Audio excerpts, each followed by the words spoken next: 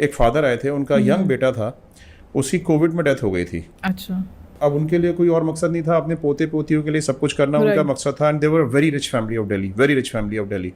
They want to pass on everything to them.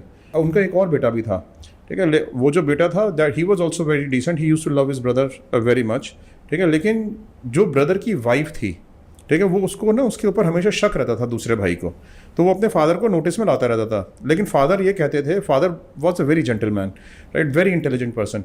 उनको ये लगता था कि ये शायद हो सकता है जेलसी की वजह से कह रहा हो या कुछ कह रहा हो, बट तो उसने उस बात को इतना सीरियस नहीं लिया। बट एक दिन अपने जो उनका बेटा था जो एक्सपायर हो गया था, उसका कैबिन सर्च कर रहे थे। कैबिन सर्च करते हुए उनको उससे कुछ पेपर्स मिले। उन पेपर्स में उसने बेटे ने अपनी विल, अपनी हैंड रिटन विल लिखी हुई थी।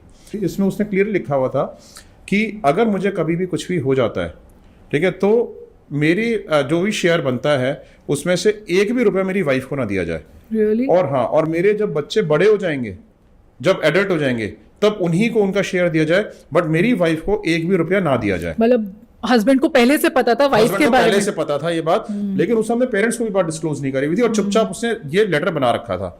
अब वो चीज उनके हाथ लग गई, तो जब उनके हाथ लगी ये चीज और बड़ा भाई पहले से बोलता था उनको, शक और बढ़ तो गया। शक और बढ़ गया। तो वो हमारे पास आए ये पता करवाने कि एक्चुअली में रीजन क्या। अब वो अपने पोते और पोते को डिप्राइव भी नहीं करना चाहते किस चीज से।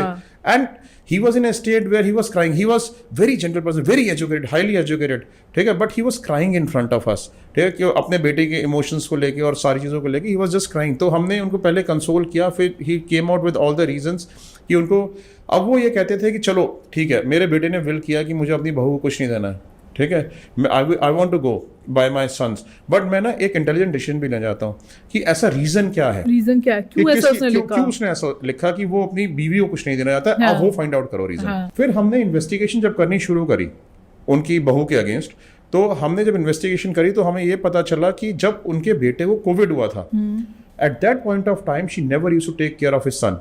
उनको मेडिसिन टाइम पे नहीं देती, उनके पास नहीं जाती थी, उनको जो है उनकी केयर नहीं करती थी। डॉक्टर्स मेडिसिन प्रिस्क्राइब करके जाते थे, तब भी मेडिसिन नहीं देती। कहीं ना कहीं वो चाहती थी कि कुछ हो जाए इसको।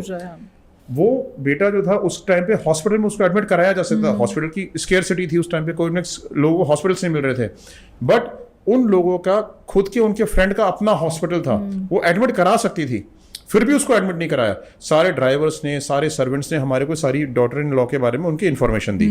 ये हमारे लिए बड़ा शॉकिंग था कि वो पति, वो मतलब वो केयर कर सकती, फिर भी she was not doing it. अब हमें लगा कि बट ऐसा क्रूअल कोई कैसे हो सकता है, ठीक है, and he expired in the times of Covid. फिर हमने फर्दर इन्वेस्टिगेशन करी, तो हमने जब फर्दर इन्वेस्टिगेशन करी तो हमें पता चला दैट, हमने कुछ दिन तक उसको फॉलो किया, उसके ऊपर टेक्निकल रिसर्चेस करी, पता चला that she is already having an affair with someone else. उसके साथ उसका अफेयर शादी से पहले से है, जबकि उसके 2 बच्चे भी हैं, बट उसके साथ उसका अफेयर शादी से पहले से चल रहा है। और वो जो पर्सन है, कोई अपनी बेकरी चलाता था, उसके साथ वो, उसके पास उसकी बेकरी में रोज मिलने जाती थी। एंड उसने बेकरी के ऊपर ही अपना एक बेडरूम बना रखा था। They both used to go there and spend time.